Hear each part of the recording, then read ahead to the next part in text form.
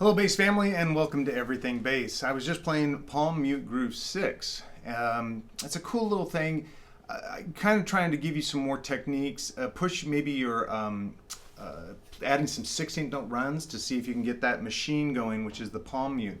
It can be kind of difficult at times when you have your palm of your fretting hand or your plucking hand against the strings to play rapid runs. So this would be a good one to practice on it. Without any further ado, let's jump right into it. So basically it's a progression that goes from G7 to C7, and the C7 is anticipated, so meaning it's the and of the fourth beat of the first measure. So it'd be like 1, 2, 3, 4, and 1, 2, 3, 4, 1, 2, 3, 4, and 1. I said it wrong, played it wrong, and said it wrong. Yay! Okay, so let's jump into the actual note construction of this bass line. As always, we're using our palm mute technique. If you're new to this, you can go back to a video I did called How to Palm Mute the Bass, and then I started the series, and this is obviously the sixth one.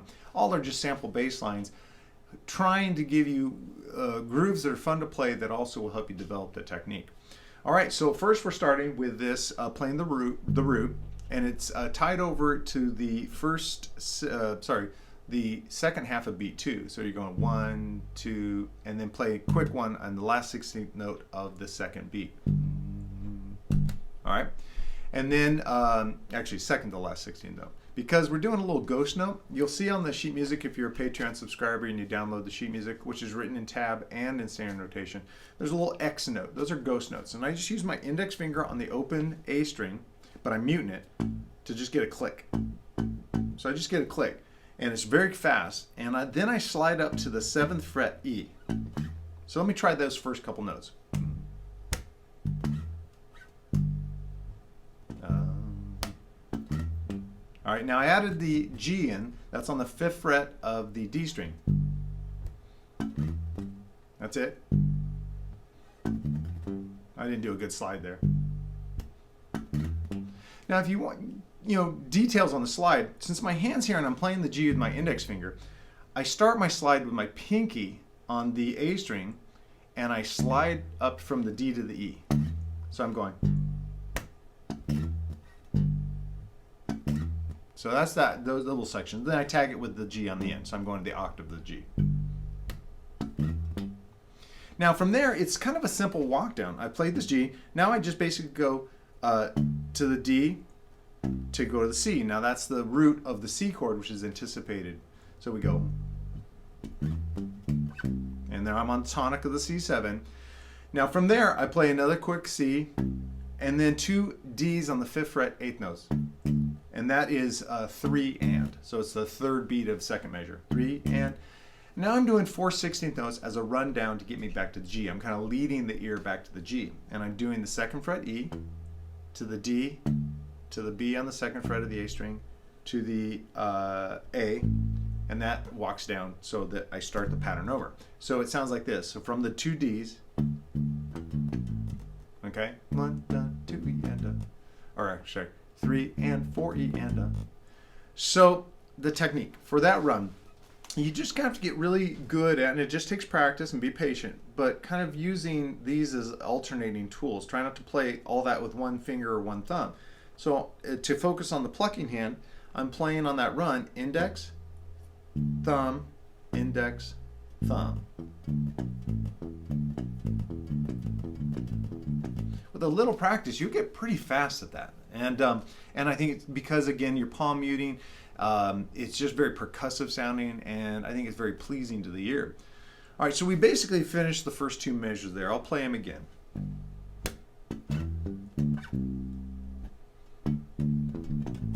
All right, like that. Now, the third measure, no surprise here, same as the first measure. You're starting the same way.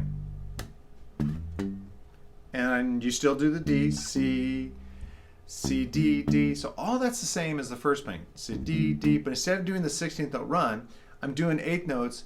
I go D, D, E, F sharp, and that leads me back to the G. A little housekeeping here. When I do that walk up, I'll go E, F sharp, and then slide so that my hand's set up to start over again. So let me play the 3rd and 4th measures.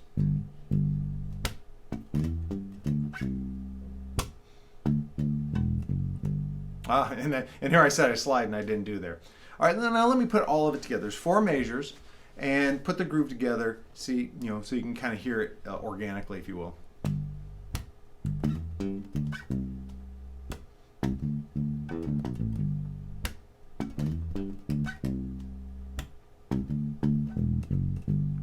And there you have it.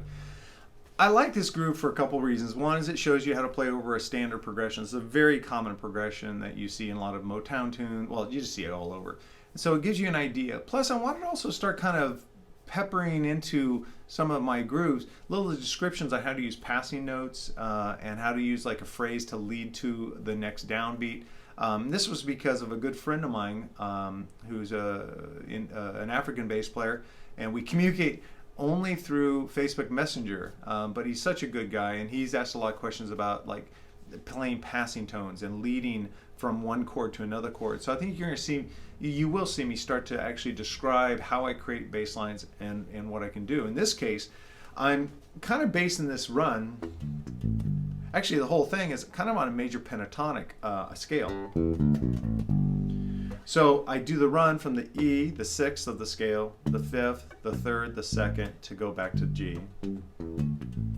And get back to the G.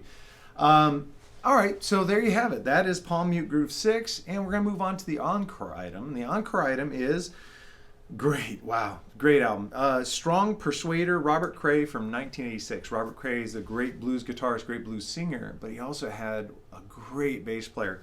Richard Cousins. Richard Cousins, it's funny, had a big impact on me in very unique ways. One is Robert Cray used to play my hometown in Chico, California, but I was too young to get into the bars, so I would just walk outside. A lot of times I would just hang out and listen from the street. And of course, as you guys know, the first thing that gets filtered out through walls and doors and people and stuff is high end. So I could really hear the drums and the bass, especially the way the stage was set up at this one club, by just standing on the street. And I was just like, man, this guy's got such a great pocket and great feel. And I kind of I didn't even know who he was. I actually, honestly, didn't even know who Robert Cray was at the time. And then this album came out, and he was all over with the song Smoking Gun, was all over MTV, and Bass Player Magazine did an interview with him a couple years down the line, and it was so good. It really, he was the first guy that got me thinking about like not just the attack of my note, but how long I hold a note, and when it's cool to like stop the note like right when a snare hits, or stop a little before there and create an audible like pause for the snare to slip through, and how he really thought about that changed how I thought about in my own creations. I was, it's funny, as my I don't know, my instinct is I want to start picking apart and like showing you the songs and stuff on it, but I've decided to pull back on that and just let you guys hopefully experience the album. This album, Strong Persuader, is great. It really is. I think it marked a really big leap in production quality.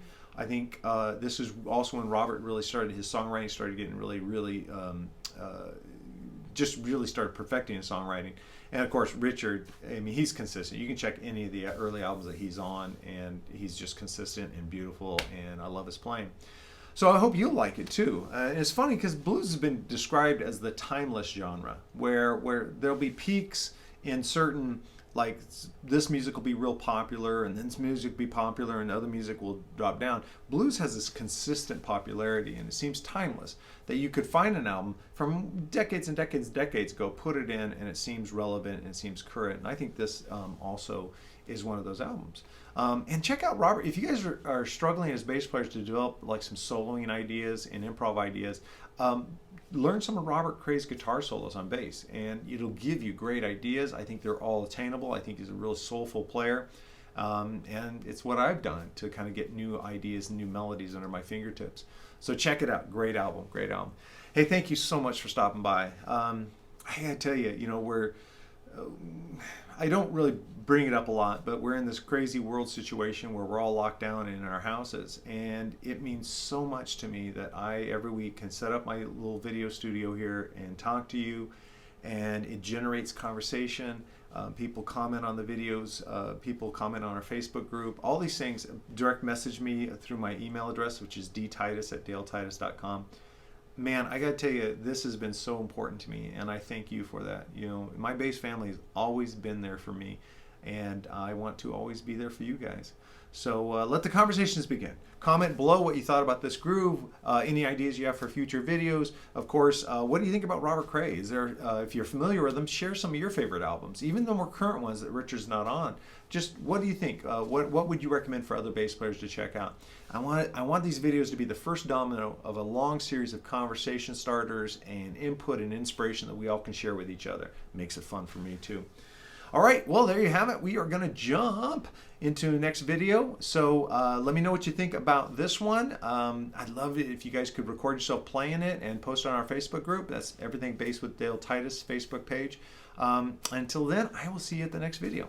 Oh, and of course, please subscribe to the channel. It supports me so much. I'm getting close to 1,000 subscribers, which is that watermark, that moment we all, every YouTube channel strives for, and I just want to get there so quick. So if you find it in your heart and you don't mind, please hit the subscribe button, hit the little notification bell icon, share it with other bass players, please. Let's help grow this channel. I'd love to get it over 1,000. Thank you guys so much, and I will see you at the next video.